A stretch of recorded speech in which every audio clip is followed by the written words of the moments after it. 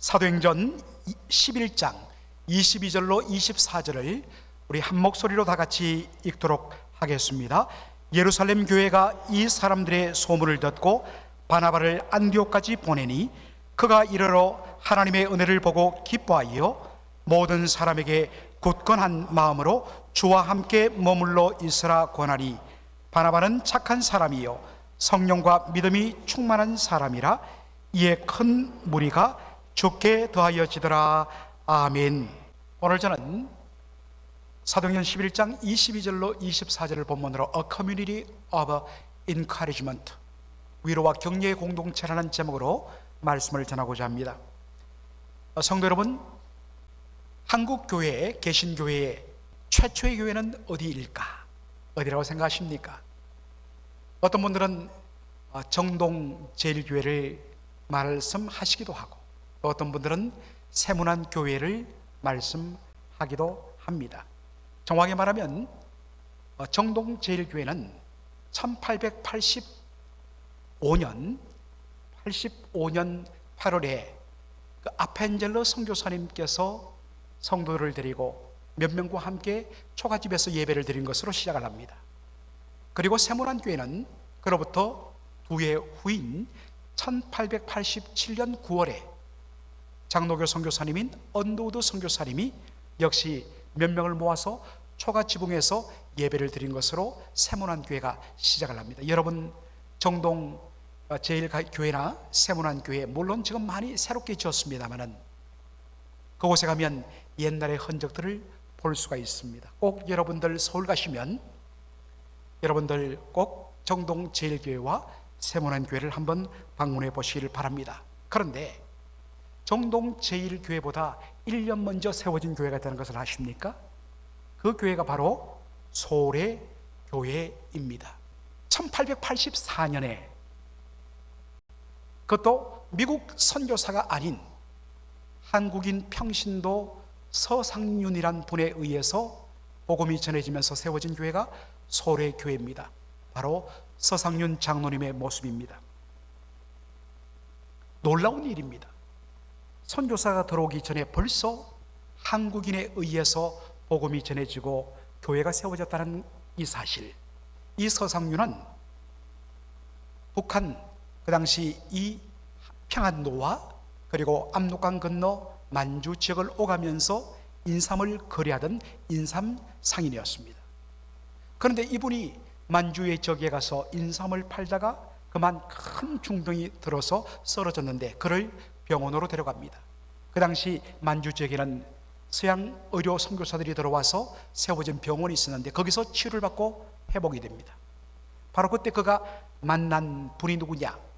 스코틀랜드 성경공회에서 성경 번역 선교사로 만주 지역에 파송한 존 로스 선교사님입니다.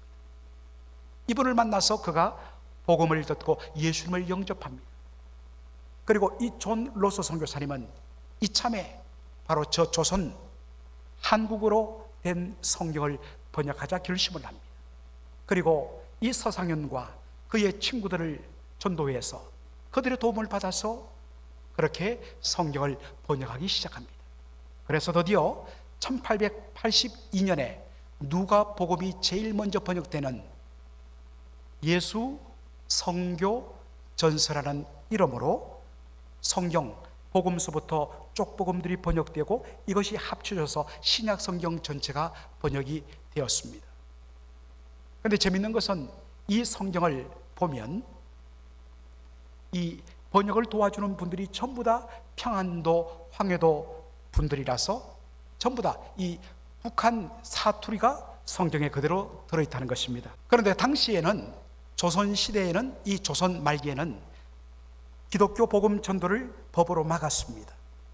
그래서 처음 아펜젤러 선교사와 또 언더우드 선교사님 같은 분들이 들어와서 곧바로 교회를 세우고 복음을 전하지 못했기 때문에 바로 학교를 세웠습니다. 그래서 아펜젤러 선교사님에 의해서 생긴 학교가 배제이고, 그리고 언더우드 선교사님에 의해서 생긴 학교가 바로 경신학교입니다. 그런데 이 복음을 전하고 싶은 열정이 너무나 충만했던 서상윤은 이 번역된 성경을 이 괴짝에 넣어서 백건을 들고 압록강을 건너다가 그만 관원에게 발각되고 맙니다. 그래서 죽음의 위기에 처했다가 구사 일상으로 탈출해가고 10권 정도 쪽복음을 들고 어디로 가느냐? 자신의 동생이 살고 있던 황해도 장현군 송천면으로 갑니다. 우리 고자은 장로님께서 황해도 해주 출신이신데 눈만 감으면 떠오르는 그 해주, 장로님 기억나시죠? 그 해주로부터 저 서쪽으로 서해를 마주치는 곳이 장현군입니다. 그 장현군의 송천면, 소나무 송자에 신의 천자, 그래서 솔레 혹은 소래라고 부르는 그곳에 정착하면서 동생에게 복음을 전하고 이웃에게 복음을 전합니다. 그래서 한 10분 정도가 예수님을 영접해요. 그래서 이들을 위하여 1884년에 여름에 바로 외딴 곳에 초가집을 하나 사서 거기에서 예배를 드리기 시작한 것이 소래교회의 시작입니다. 그런데 바로 일제시대 때는 귀갓집으로 교회 예배당을 만들었지만은 북한이 바로 공산 정권이 차지하고 다음부터는 교회가 완전히 사라지게 되죠. 그런데 복음을 전하여서 예수 믿는 사람들이 막 늘기 시작합니다. 그런데 문제는 목사님이 없다 보니까 성례식, 세례와 성찬을 행할 수가 없는 것입니다. 이 안타까운 소식이 흘러 어디까지 더 가느냐? 경성 서울에 있던 언더우드 선교사님의 귀에 들려요. 그래서 언더우드 선교사님이 지방을 한번 살핀다는 그러한 명목을 내쉬면서 몰래 바로 황해도로 갑니다. 황해도 장영군 송천 땅에 가서 소래교회 성도를 만나 보니까 기가 막힌 겁니다. 어떻게 선교사가 없는 가운데도 이렇게 복음을 받아들인 한 사람으로 말미암아 전도가 되고 교회가 형성되는지. 그래서 감격적으로 주 성부 성자 성령 삼위 하나님의 이름으로 세례식을 거행하게 됩니다. 참 우리 한국의 역사, 교회 역사가 이처럼 복됩니다. 오늘 본문에도 보면 예루살렘 교회의 저 북쪽에 있던 안디옥으로부터 놀라운 소식이 전해집니다. 바로 안디옥 사람들이, 안디옥의 헬라 사람들이 복음을 받아들이고 예수님을 영접했다는 소문이 들려오기 시작한 것입니다. 사도행전 11장 22절의 말씀, 예루살렘 교회가 이 사람들의 소문을 듣고 바나바를 안디옥까지 보내었다라고 되어 있습니다. 안디옥에 수많은 헬라 사람들이 예수를 영접했다. 놀라운 소식이었습니다. 그래서 이 사람들 아무도 목회자가 없습니다. 그래서 그들을 돕고 섬기기 위하여 예루살렘이 보내기로 결정한 사람이 누구라고요? 바나바입니다. 여러분, 예루살렘에 수많은 지도자들이 있었는데 왜 하필이면 예루살렘 교회는 바나바를 안디옥 교회 목회자로 보내었을까요? 그것이 바로 그의 이름이 그 단서를 제공합니다. 사도행전 4장 36절 보면 이 바나바에 대하여 이렇게 소개를 합니다. 다 같이 한번 읽어볼까요? 구브로에서 난 레위족 사람이 있으니 이름은 요셉이라, 사도들이 일컬어 바나바라, 번역하면 위로의 아들이라 하니. 자, 여러분, 이 바나바란 사람은 유대인인데 어디에서 태어난 유대인인가? 바로 구브로에서 태어났다. 여러분, 구브로가 어디입니까? 바로 안디옥에서 가까운 지중해 바다 위에 떠 있는 큰 섬입니다. 이것을 정확하게 번역하면 키프루스라고 발음을 하는데 오늘날 키프루스 공화국이라는 나라가 세워져 있습니다. 바로 이곳으로 그의 조상들이 이민 가서 거기서 믿음 생활을 했는데 그 자녀가 바로 바나바였던 것입니다. 여러분, 그런데 바나바의 원래 이름은 뭐라고요? 요셉이라고 합니다. 그런데 어떻게 바나바가 되었느냐? 예루살렘 교회의 사도들이 그에게 바나바란 별명을 붙여줬다는 것입니다. 여러분, 이 바나바는 번역하면 무슨 뜻이라고요? 위로의 아들, Son of Encouragement, 위로와 격려의 사람이란 뜻입니다. 왜 그런 별명이 붙었을까요? 이 요셉이 예루살렘의 특별히 힘들고 어려운 성도들을 그렇게 섬기며 그를 대할 때마다 사람들이 위로와 용기를 얻는 거예요. 그래서 이 사람의 별명을 붙여줬는데 바나바, Son of Encouragement, 위로의 사람, 격려자라는 그러한 별명을 붙였던 것입니다. 그가 가서 안디옥 교회에서 무슨 일을 하느냐? 자, 11장 23절을 우리 보도록 하겠습니다. 그가 이르러 하나님의 은혜를 보고 기뻐하여 모든 사람에게 굳건한 마음으로 주와 함께 머물러 있으라 권하니. 보니까 하나님의 은혜가 놀라웠습니다. 도무지 예수 믿지 못하던 그 지난 시간에 말했지만 안디옥 그 도시는 로마 제국 전체에서도 가장 부패하고 타락하고 성적으로 부패한 도시라고 이야기했습니다. 그런데 그들이 예수 믿으면서 그 지역 사회가 변화되는 것입니다. 그것을 보고 하나님의 은혜에 대하여 기뻐했습니다. 그리고 처음 예수 믿은 사람들을 바로 굳센 믿음 위에 서고 주님과 함께 있을 것을 뭐했다? 권했다라고 했습니다. 여러분, 우리가 권했다는 말은 언제 씁니까? 이거 좀 더 잡수시지요. 이거 좀 보시죠. 이렇게 권유할 때 우리는 권하다란 말을 쓰지요. 그런데 번역이 좀 아쉽습니다. 원래 이 말의 정확한 의미는 영어 성경이 보이듯이 encouraged, 위로했다, 격려했다 라는 뜻입니다. 여러분, 잘 지금 믿고 있습니다. 여러분, 초신자니까 얼마나 부족한 것이 많겠습니까? 그러나 그들을 격려합니다. 잘 믿고 있다고. 조금만 더 잘 믿으면 우리 주님께서 크게 쓰실 거예요. 그렇게 성도들 한 사람 한 사람을 위로하고 격려했습니다. 누가요? 바나바가. 오늘 본문에는 나오지 않지만 우리가 다음 주에 보게 될 본문에도 바로 위로자, 격려자 바나바의 모습이 그려집니다. 사도행전 11장 25절로 26절을 우리 다 함께 읽도록 하겠습니다. 바나바가 사울을 찾으러 다소에 가서 만남에 안디옥에 데리고 와서 둘이 교회에 1년간 모여 있어 큰 무리를 가르쳤고, 얼마나 교회가 부흥하는지. 바나바 혼자로서는 이 안디옥 교회, 부흥하는 교회 성도들을 감당할 여력이 없었습니다. 그래서 그때 그가 떠올린 사람이 누구냐? 사울이었습니다. 여러분, 사울이 어떤 사람입니까? 사도행전 7장 마지막 부분에 보면 그가 바로 스데반 집사를 죽이는데 앞장선 주도적인 인물이었습니다. 그리고 8장 1절 이하에 보면 예루살렘 교회를 잔멸했다, 디스트로이, 완전히 파괴시켜버린 인물이 누구냐? 바로 사울이었습니다. 그가 저 시리아의 다마스커스, 다메섹에도 예수 믿는 자들이 있다는 것을 듣고서 완전히 그들을 이 땅에서 박멸하기 위해서 체포영장을 들고 그가 다메섹, 다마스커스로 가는 그 도중에 하늘의 빛 가운데 임하시는 부활하신 예수님을 만나게 됩니다. 사울아 사울아, 네가 어찌하여 나를 박해하느냐?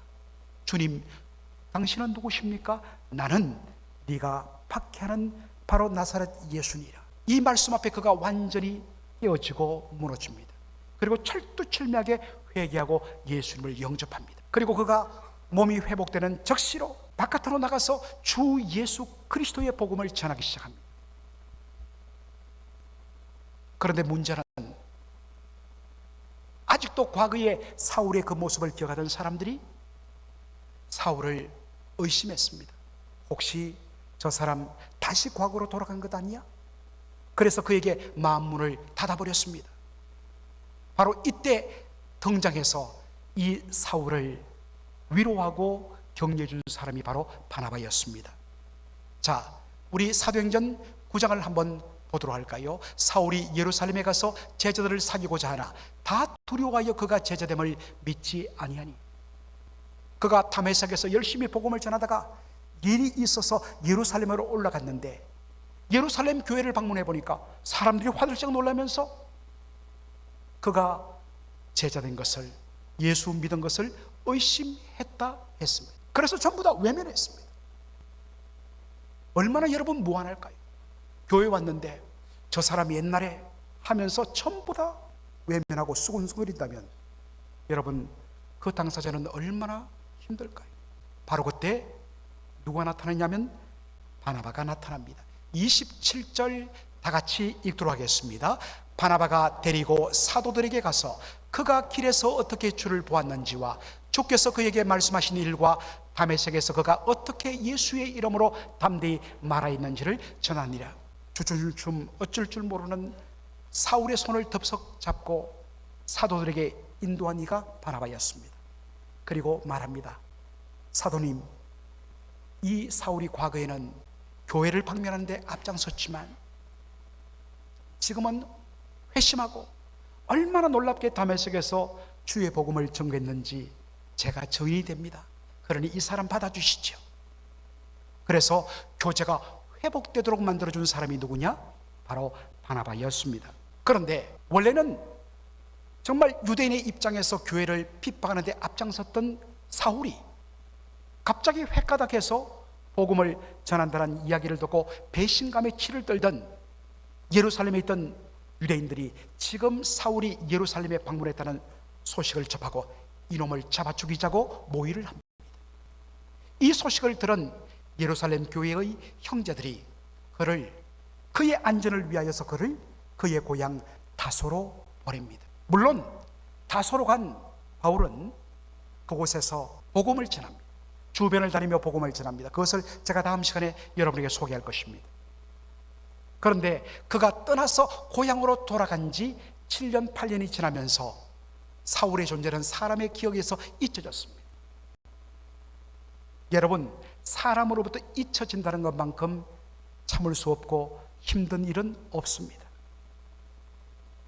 바로 그때 바나바가 그 사울을 기억합니다. 그리고 그의 고향 다소로 찾아가서 사울을 안디옥 교회 목회자로 청빙을 합니다. 그리고 정말로 말씀으로 안디옥 교회를 얼마나 아름다운 교회로 부흥시키는지 놀라운 열매를 거두게 된 것입니다.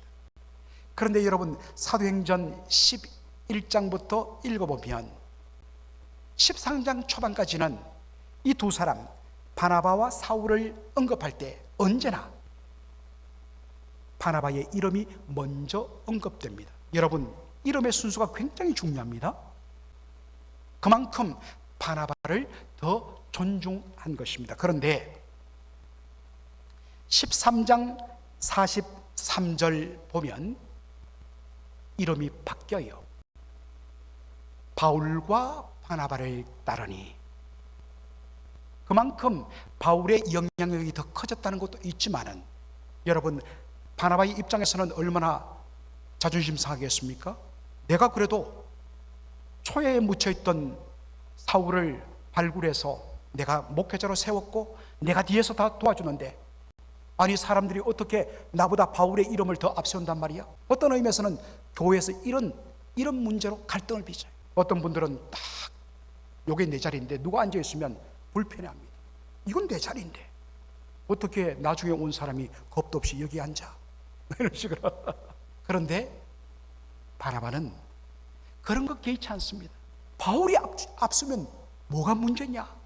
그가 더 높임 받기를 원한다. 그가 더 존경받기를 원한다. 이렇게 바로 넓은 마음을 가진 사람이 바나바였습니다. 사랑하는 성도 여러분, 교회에서 가장 필요한 사람은 뭐냐? 바나바 같은 위로자, 격려자입니다. 여러분 대형 교회, 부흥하는 교회들이 왜 부흥하는 줄 아세요? 물론 교회가 크고 화려하고 여러 가지 탁월한 목회자가 설교하기 때문이기도 하지만은 결국에는 성도입니다. 결국에는 리더입니다. 여러분들 아마도 휴가나 또 해서 다른 큰 교회를 가본 일이 있는 분들 보셨을 것입니다. 장로님들, 권사님들이 어떤 의미에서는 자신의 교제를 포기해요. 그분들은 오직 교회에 일주일에 한 번씩 오는 성도, 그리고 처음 오는 성도, 이제 막 정착한 지 한 주, 두 주, 한 달, 두 달 된 성도들을 일일이 챙기면서 그들의 안부를 묻고 그들과 함께 식사해 줍니다. 왜 자기라고 오랫동안 함께 지냈던 성도들과 밥 먹고 싶지 않겠습니까? 그러나 포기해요. 다른 시간대에 섬기는 분들과 식사 딱 끝마치고 나서는 바로 친교 시간에는 철두철미하게 낯설어하는 분들을 대상으로 그들의 친구가 되어주고 그들을 위로하고 격려해 주기니까 그분들이 거기에 정착하게 되는 것입니다. 그리고 그 따뜻함 때문에 수많은 사람들이 교회에 몰려드는 것입니다. 저는 우리 교회 장로님들과 권사님들이 그 일을 해줘야 된다고 생각합니다. 죄송하지만 여러분들이 누릴 수 있는 그 사적이고 개인적인 그 누림을 여러분 내려놓으셔야 됩니다. 찾아가 주셔야 됩니다. 그분들의 바로 옆자리를 지켜주시며 그분들을 품어주셔야 하는 것입니다. 따뜻한 말 한마디로 사람들의 마음을 녹이고 품어주는 그러한 사람이 되어야 됩니다. 상대방의 과거의 허물과 여러 가지 아픔들, 문제점들 덮어주고 품어줘야 되는데 어떤 분들은 그것을 자꾸만 말하는 분들이 있어요. 그것은 주님 앞에 죄입니다. 상대방에 대한 오해가 있다면 그 오해를 풀어주며 피스메이커의 역할을 해서 교제의 악수를 만들어주는 그런 위로자의 삶, 격려자의 삶, 이것이 바로 우리 교회의 절실한 바나바의 모습입니다. 저는 그런 의미에서 우리 교회의 모든 특별히 중직자들이 바나바의 사명을 감당하기를 주의 이름으로 부탁을 드립니다. 자, 그렇다면 위로자, 격려자로서 바나바의 그러한 섬김의 삶의 원동력은 어디에서 나왔는가? 그것을 오늘 본문이 보여줍니다. 사도행전 11장 24절 말씀 다 같이 읽겠습니다. 바나바는 착한 사람이요 성령과 믿음이 충만한 사람이라. 바나바는 어떤 사람이라고요? He was a good man. 착한 사람이란 겁니다. 그렇구나. 이 말씀을 볼 때마다 그러면 그렇지. 어떻게 바나바가 그렇게 넓은 마음으로 다른 사람을 품을 수 있어?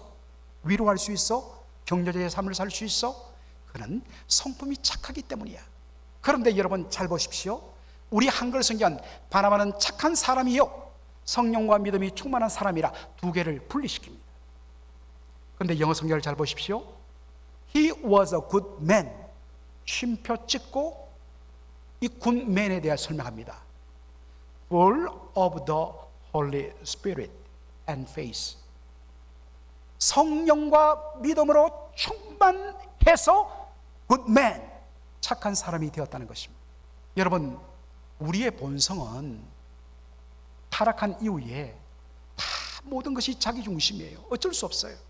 그런데 이 우리의 본성, 나를 챙기고 내 중심으로 모든 것을 하려는 이 본성을, 그것을 완전히 되돌려놓고 거슬려서 나 아닌 다른 사람, 나 아닌 하나님의 영광을 위하여 살아가도록 만드시는 분이 누구냐? 성령 하나님이십니다. 성령으로 충만할 때 착한 사람이 되고 위로자와 격려자의 삶을 살 줄로 믿습니다. 자, 그렇다면 격려자의 삶이 단순히 그분이 타고난 성품이 좋아서가 아니라 성령의 열매인 것을 어떻게 알 수 있는가? 바로 예수님께서 소개하신 성령님이 어떤 분이심을 통하여 우리가는 알 수가 있습니다. 요한복음 14장 26절에 예수님은 이렇게 성령님을 소개하십니다. 다 같이 읽겠습니다. 보혜사 곧 아버지께서 내 이름으로 보내실 성령, 그가 너희에게 모든 것을 가르치고 내가 너희에게 말한 모든 것을 생각나게 하리라. 아멘. 여러분, 예수님은 성령님을 어떤 분으로 소개합니까? 보혜사로 소개합니다. 그런데 조금 아쉬워요. 사실 이 보혜사라고 번역된 이 말의 헬라어 원어가 뭐냐? 이 말은 파라클레토스인데, 이 파라클레토스란 말은 바로 변호사, 애드버킷, 헬퍼, 돕는 자, 그리고 컴포터, 위로자라는 뜻입니다. 이렇게 번역하면 훨씬 더 와닿을 텐데 조금 아쉽습니다. 성령님은 우리를 도우시는 영입니다.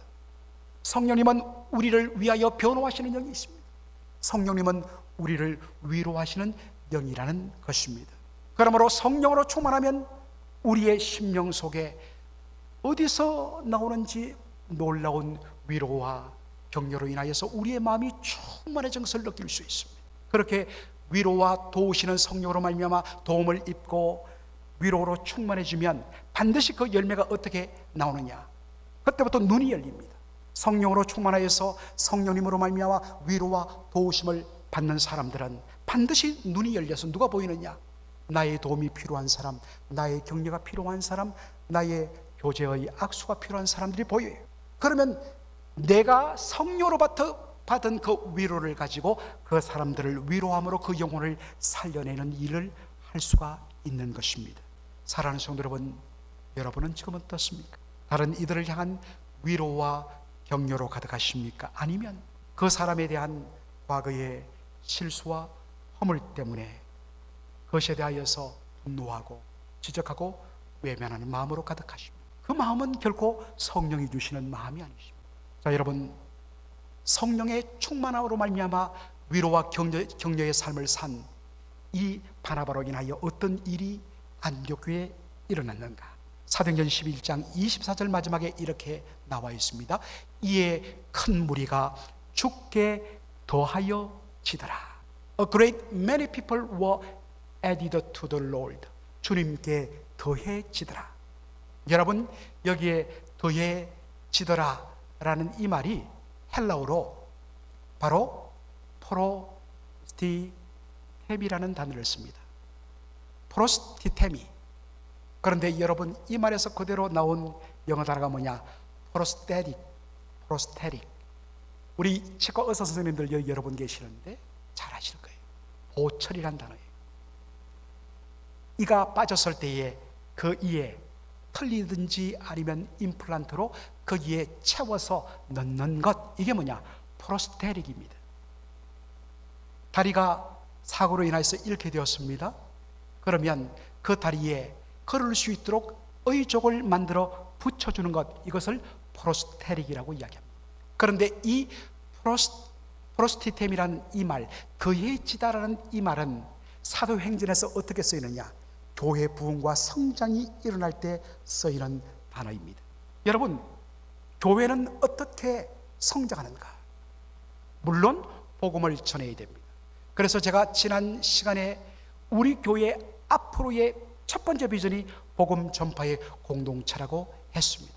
그런데 두 번째 비전은 뭐냐? 바로 위로와 격려의 공동체입니다. 교회는 어떻게 더해지느냐?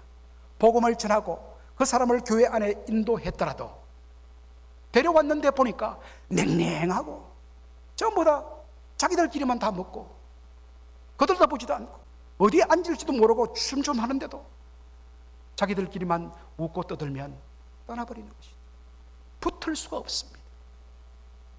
플러스가 되는 것이 아니라 마이너스가 되는 거예요. 교회가 따뜻하고 교회가 은혜스럽고 그 따뜻함이 다른 사람들을 향하여 바깥으로 드러날 때 막 그쪽으로 몰려들 수밖에 없는 것입니다. 사랑하는 성도 여러분, 우리 맥걸린 한인장로교회의 분위기를 여러분이 지금 경험하고 계십니다. 하나님의 놀라운 은혜로 한 2년 전부터 교회가 놀랍게 변하고 작년보다 오래되니까 훨씬 더 따뜻해지고 화목해졌습니다. 그러니까 하나님께서 더해주시는 거예요. 붙여주시는 거예요. 이 붙여주심과 더해주심, 교회의 놀라운 부흥은 앞으로 그 누구도 막을 수가 없습니다. 그 일을 위하여 우리가 복음을 전하고 우리가 돌아오는 성도를 향하여서 따뜻한 모습으로, 천국 같은 모습으로 그의 과거에 어떠한 모습이라도 다 품어주고 덮어주고 격려하고 위로해주고 자기의 교제를 포기하면서 다른 사람들을 품어주는 그런 위로자와 격려자로 충만할 때 교회는 날마다 더해지는 놀라운 역사가 일어날 줄로 믿습니다. 저는 그런 의미에서 우리 맥걸린 한인장로교회가 지금 벌써 제 귀에 들리기도 교회가 달라졌다고, 야, 맥걸린 교회가 지금 달라졌다고 하는 소문들이 들려요. 정말 우리 교회가 위로와 격려의 공동체로서 이 지역 사이에 소문난 교회 되기를 주의 이름으로 축원합니다. 여러분, 마지막으로 부탁을 드립니다. 여러분 주위에 자리를 잡지 못하고 있는 분들이 있습니까? 여러분이 그분의 친구가 되어 외로움에 지친 분들이 있습니까? 여러분이 그분의 돕는 손길이 되어 주십시오. 여러분이 그분들을 위로하고 격려하는 위로와 격려자의 삶을 사시는 바나바가 되어 주십시오. 여러분, 이것은 우리의 기분, 우리의 본성으로 되지 않습니다. 여러분, 오늘 우리 기분을 따르면 오늘 좋았다가 한 시간 후에 또 변하는 것이 우리의 변덕스러운 모습입니다. 성령으로 충만을 받아야 됩니다. 위로의 영, 도우시는 영, 격려의 영이신 보혜사 성령으로 충만할 때에, 성령의 은혜로 충만할 때 눈이 열려서 그 받은 은혜로 다른 사람들을 세워주고, 다른 사람들을 붙잡아주고, 다른 사람들을 위로해주는, 그래서 이곳만 오면 눈물이 씻기고 얼굴에 미소가 번지고 이곳만 오면 행복이 충만해진다는 소문난 교회, 위로와 격려의 공동체가 되기를 주의 이름으로 축원합니다. 아멘. 아버지 하나님, 은혜와 사랑을 감사드립니다. 오늘 우리 이 귀한 예배를 통하여 생명의 말씀 듣게 하여 주시니 감사합니다. 아버지 하나님, 우리 맥걸린 한인 장로교회가 하나님 다시 한 번 더 일어서는 가운데 정말로 위로와 격려의 공동체가 되기를 원합니다. 주여, 그러기 위하여 우리 각자가 성령의 충만함을 사모하며 성령 충만케 하여 주시옵소서. 더 이상 우리 교회에서는 하나님 소외되는 사람은 과거의 허물과 부족함 때문에 배척되는 일 없이 누구도 우리 교회를 통하여 살아계신 주님을 만나며 치유되며 또한 그 받은 은혜로서, 위로로서 본인도 위로와 격려자의 삶을 사는 정말로 축복된 믿음의 공동체 될 수 있도록 주께서 은혜를 더하여 주옵소서. 예수님의 이름으로 기도합나이다.